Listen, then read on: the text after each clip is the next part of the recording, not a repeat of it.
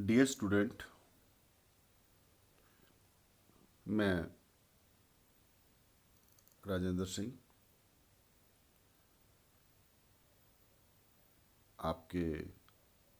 आपसे मुखातिब हूँ। मेरा आज का जो टॉपिक है वो बीए सेकेंड ईयर एवं एमए प्रीवियस के भूगोल के विद्यार्थी भी सुन सकते हैं, जो एमए प्रीवियस में थॉट के नाम से भौगोलिक विचारधारा जिसे कहते हैं, उनके लिए भी उपयोगी है। हमने पिछले 3-4 लेक्चर में थॉट के संबंध में या मानव भूगोल के संबंध में डिस्कस किया है, जिसमें हम बात कर रहे हैं विकास और इतिहास पर। इसी क्रम में हमने पूर्व में जो 3 पार्ट हैं विकास और इतिहास के, प्राचीन काल, मध्यकाल और वर्तमान काल, प्राचीन काल पर हम पूरा विस्तार से डिस्कस कर चुके हैं। अभी मध्यकाल पर हम डिस्कस करेंगे। आज मध्यकाल पर मध्यकालीन भूगोल, जैसा कि आपको मैंने पूर्व में बताया था, जो प्राचीन कालीन भूगोल है या भूगोलवेत्ताओं का योगदान है, वो 600 ईस्वी पूर्व से 300 ईस्वी तक के पीरियड को प्राचीन काल में सम्मिलित किया गया है। इसके पश्चात 300 ईस्वी पूर्व से लगभग 1250 ईस्वी, 300 ईस्वी से, सॉरी मैं इसको गलत बोल जाता हूँ, 300 ईस्वी से 1250 ईस्वी तक के पीरियड को हम मध्यकाल में सम्मिलित करते हैं। जबकि यूरोप ये जो भूगोलवेत्ता हैं वो इसे 1500 ईस्वी पूर्व तक भी मानते हैं। हाँ, लेकिन आज हम बात कर रहे हैं शॉर्ट में, मैं जल्दी टॉपिक पे आता हूँ, मध्यकालीन भौगोलिक योगदान या मेडाइवल ज्योग्राफिकल कंट्रीब्यूशन।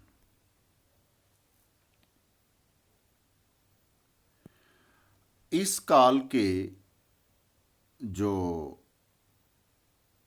पीरियड है, जो 300 ईस्वी से 1700 ईस्वी तक का जो पीरियड है, उसे हम 2 भागों में बांटते हैं। पहला भाग है पूर्व मध्यकालीन योगदान, जिसे हम अरब भूगोलवेत्ताओं का योगदान भी कहते हैं, यानी early medieval geography and contribution by Arab geographers. ये जो पहला पार्ट है, जो पहला भाग है, जिसे 2 भागों में विभक्त किया है, जो मध्यकाल के भूगोलिक योगदान को उसके 2 भाग किए हैं। पहला 300 ईस्वी से 1200 ईस्वी तक के। इसके बाद का जो दूसरा जो पार्ट है वो है उत्तर मध्यकालीन भूगोल, या इसे पुनर्जागरण काल के नाम से भी हम जानते हैं। यह पीरियड 1250 ईस्वी से 1700 ईस्वी तक के काल को हम उत्तर मध्यकालीन भूगोल के रूप में जानते हैं, जिसे पुनर्जागरण काल भी कहा जाता है। लेकिन आज के टॉपिक में हम जो बात करने वाले हैं या जिस पर हम डिस्कस करेंगे वह है पूर्व मध्यकालीन भूगोल या अरब भूगोलवेत्ताओं का योगदान। इसमें यहाँ पर एक भूगोल का अंधकार युग भी आता है, जिसे डार्क एज ऑफ ज्योग्राफी कहते हैं। इसके बारे में मैं एक अगले टॉपिक में बात करूँगा, क्योंकि ये एक इम्पॉर्टेंट टॉपिक है। इस पर कई बार सवाल भी आते हैं, भूगोल का अंधकार युग क्या है, उसके बारे में आप क्या जानते हैं। इस पर मैं अपने नेक्स्ट टॉपिक में बात करूंगा। आज हम बात करते हैं पूर्व मध्यकालीन भूगोल या अर्बन भूगोल वेताओं का योगदान।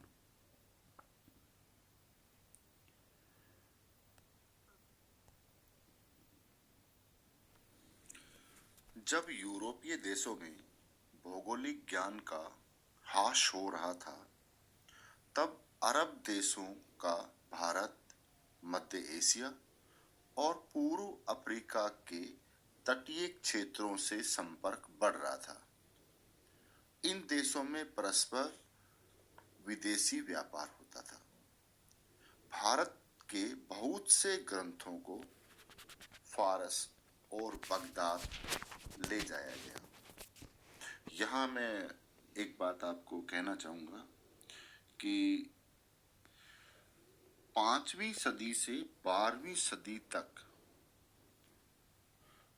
या आर्यभट्ट से भास्कराचार्य तक के समय को प्राचीन भारत में खगोलकी यानी एस्ट्रोनॉमी के पूर्ण विकास का काल कहा जाता है। इस काल में बगदाद के खलीफा भारत से कुछ ज्योतिषियों को अरब ले गए थे, जहाँ संस्कृत ग्रंथों का जो वो यहाँ से लेकर के गए थे, उन ग्रंथों का अरबी और लैटिन भाषाओं में अनुवाद हुआ।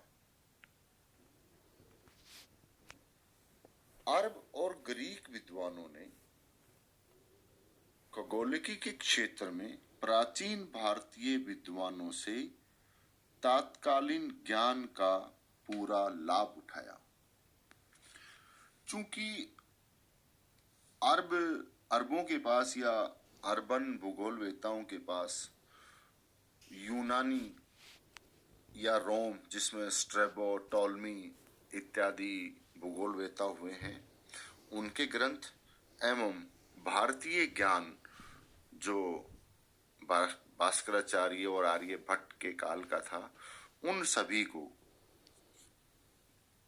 अरब भूगोलवेताओं ने ले जाकर के उनके आधार पर उन्होंने उन ग्रंथों का अरबी भाषा या अपने अन्य स्वतंत्र ग्रंथों में वर्णन किया है। अरब विद्वानों ने अपने निजी अन्वेषण तथा यात्राओं के आधार पर मौलिक ग्रंथों की रचना की है। इस प्रकार अरब देशों में भौगोलिक ज्ञान की प्रगति हुई।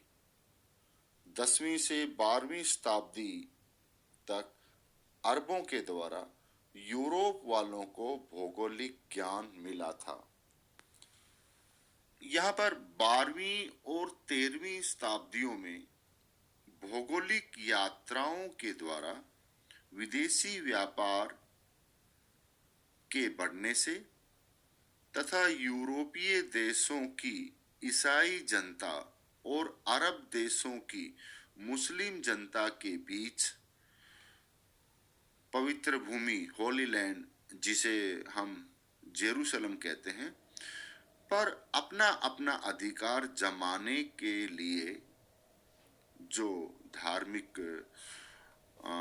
युद्ध हुए थे, उसमें यूरोपीय देशों के लोग अरब संस्कृति के संपर्क में भी आए थे। यूरोप को अन्य देशों और महाद्वीपों में विस्तार करने के लिए यहीं से प्रेरणा मिलनी प्रारंभ हुई थी। चूंकि आज हम प्राचीन काल में मानव भूगोल के विकास का हम पहले ही डिस्कस कर चुके हैं, आज हम जिस टॉपिक पर बात कर रहे हैं वह है मध्यकाल में मानव भूगोल या भूगोल का विकास। जैसा मैंने पहले बताया, इसको हमने 2 भागों में बांटा है। पहला जो भाग है वो पूर्व मध्यकालीन भूगोल है। इसमें हम अरब भूगोलवेताओं की योगदान को प्रमुख मानते हैं, और यह जो समय है वह 300 ईसा पूर्व से 1200 ईस्वी तक का जो समय है, यह इसमें बीच में अंधकार युग भी है, जिसके बारे में मैं मेरे अगले टॉपिक में चर्चा करूंगा। यहाँ हम पूर्व मध्यकालीन भूगोल में हम अरब भूगोलवेताओं के योगदान के बारे में विस्तार से जानेंगे। इस युग में जबकि ईसाई देशों में भौगोलिक ज्ञान का हर्ष हो रहा था, ये वो काल है जो प्राचीन में जब हमने रोमन और ग्रीक का वर्णन पढ़ा था पिछले लेक्चर में, वहाँ भौगोलिक ज्ञान जो कम हो रहा था, उसी समय अरब भूगोलवेता भौगोलिक ज्ञान को बढ़ाने में लगे रहे थे। उन्होंने जो डार्क एज, जिसका हम बाद में बात करेंगे, वहां पर जो यूनानी और रोमन भूगोलवेताओं ने जो ग्रंथ लिखे थे, उनको भी अरब भूगोलवेताओं ने सुरक्षित रखा तथा अपनी ज्ञान को बढ़ाते हुए एवं भारत व अन्य देशों से जो ज्ञान प्राप्त हुआ, जो ग्रंथ प्राप्त हुए थे, जिनको अरबी और लैटिन भाषा में लिखा गया था, उनके आधार पर उन्होंने अपने ज्ञान को आगे बढ़ाया। अब यहाँ पर विषय उठता है कि अरब भूगोलवेताओं के द्वारा भूगोल में प्रगति के क्या कारण थे, या हम इसे कह सकते हैं कि मुस्लिम देशों में भूगोल में अधिक रुचि पैदा होने के क्या कारण थे, जिनको हम निम्न प्रकार से समझेंगे। इसमें जो पहला जो कारण है वह है विस्तृत अरब साम्राज्य। 7वीं शताब्दी के बाद अरब साम्राज्य का विस्तार बहुत ज्यादा हो गया था, जो अटलांटिक महासागर से लेकर मध्य एशिया से लेकर चीन तक फैला हुआ था।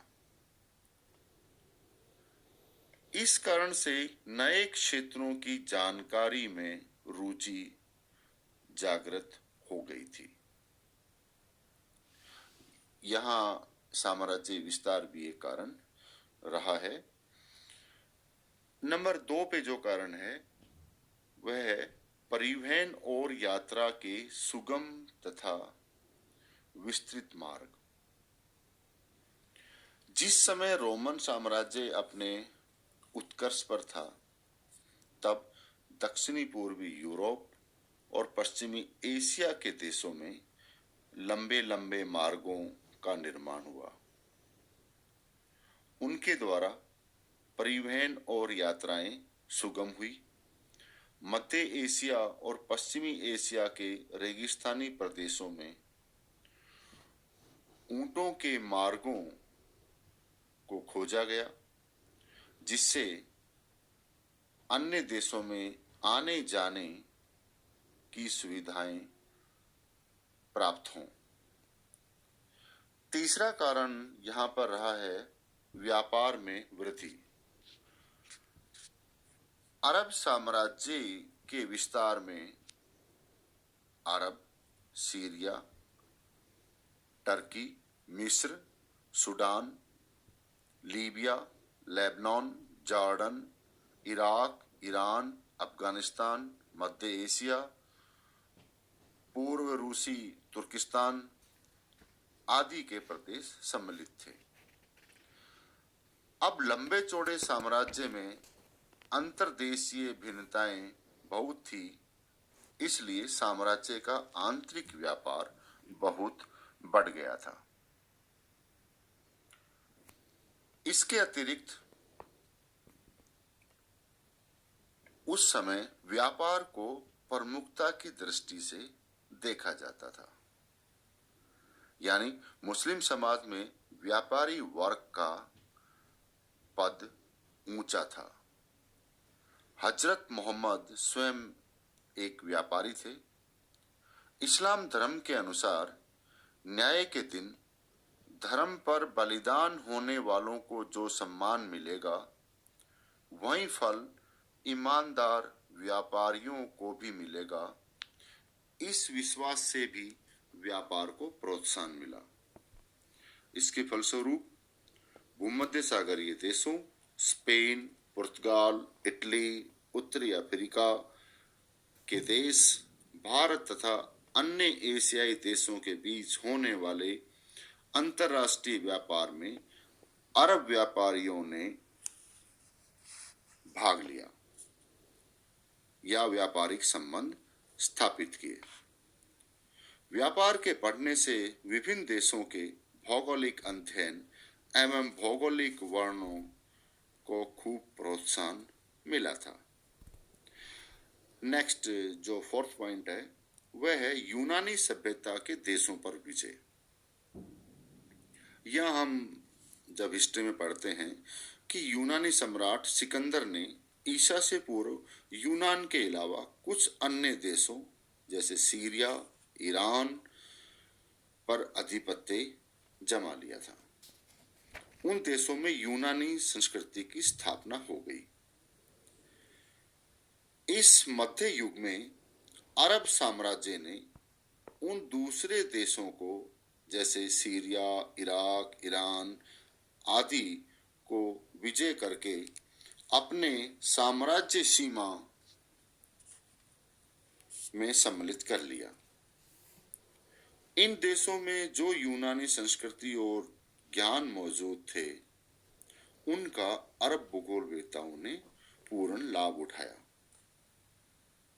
तथा जो ग्रंथ या भूगोलवेत्ताओं के लिखे हुए जो भी लेख थे, उनको अरबी भाषा में अनुवाद किया और अध्ययन किया गया। इसका जो लास्ट पॉइंट है नंबर 5, वह है भारतीय संस्कृति से अरबों का संपर्क। जैसे मैंने पूर्व में भी बताया था कि बगदाद के खलीफा आर्यभट्ट और भास्कराचार्य के समय पर संस्कृत ग्रंथों को अरब लेके गए थे और वहां उनका एवं साथ में यहाँ के विद्वानों को भी लेकर गए थे, जहां उनका अनुवाद किया गया और बाद में उन सभी का भौगोलिक और खगोलीय क्षेत्र में उनका प्रयोग किया गया। नंबर 5 पॉइंट में हम बात कर रहे थे कि भारतीय संस्कृति में अरबों का संपर्क। मध्य युग में अरब व्यापारियों का भारत से संपर्क हुआ। कुछ अरब विद्वान भारत की यात्रा करने भी आए थे।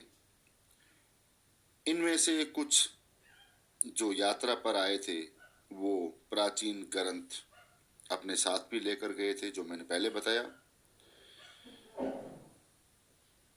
तथा गिनती लिखने के अंकों की अर्थात गणित के अंकों को लिखने की प्रथा अरब में भारत से आई थी।